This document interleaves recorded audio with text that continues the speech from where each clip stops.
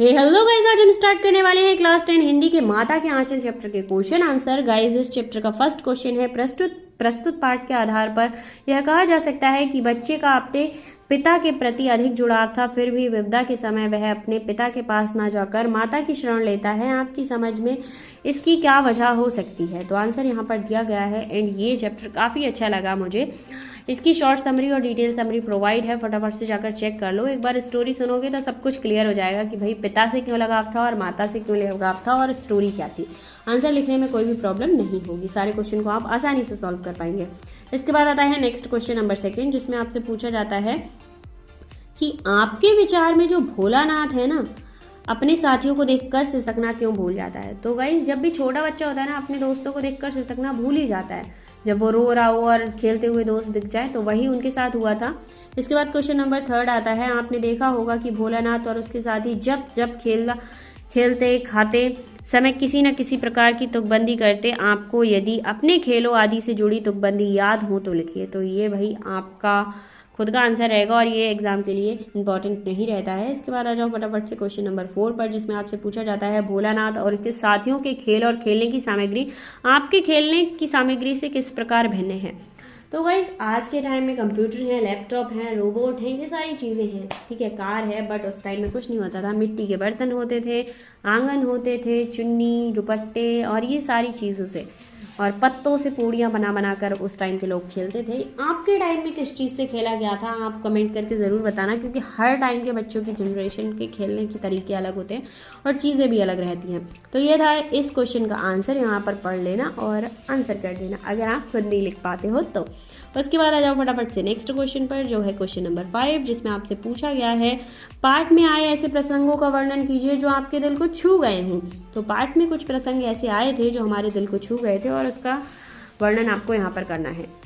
Question number 5 में आपसे पूछा गया है, क्वेश्चन नंबर 6 में आपसे पूछा गया है, इस उपन्यास के अंश में 30 के दशक की ग्राम्य संस्कृति का चित्रण है। आज की ग्रामीण संस्कृति में आपको किस तरह के परिवर्तन दिखाई देते हैं?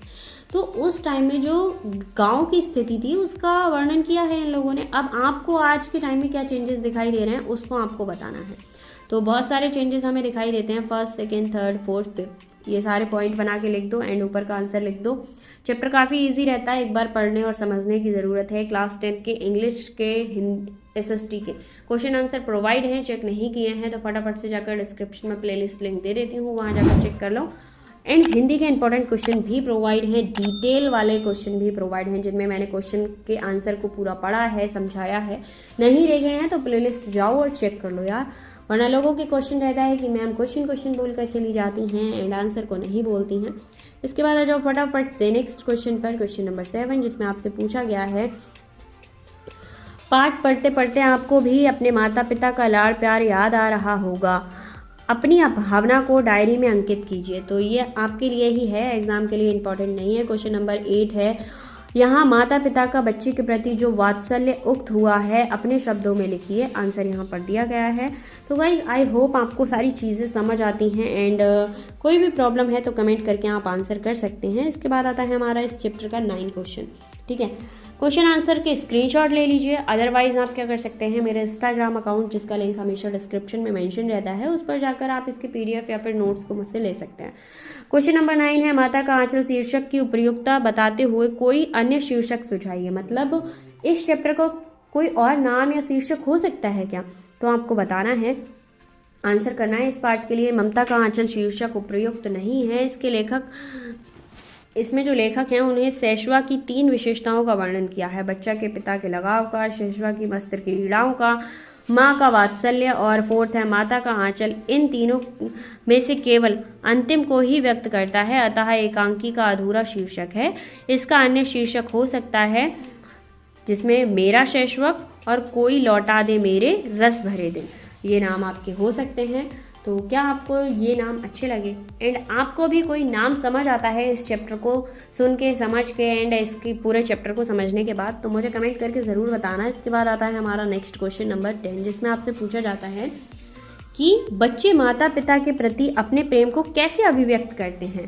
तो first, second, third, four point में आपका आंसर हो जाना है क्लियर। आई होप आपको सारी चीज़ें समझ आई होंगी। इसके डिटेल वाला वीडियो भी अपलोडेड है, फटाफट से जाकर चेक कर लो। एंड कोई भी प्रॉब्लम होती है तो कमेंट जरूर करना। मिलते हैं नेक्स्ट वीडियो में एक और चैप्टर के क्वेश्चन आंसर्स के साथ।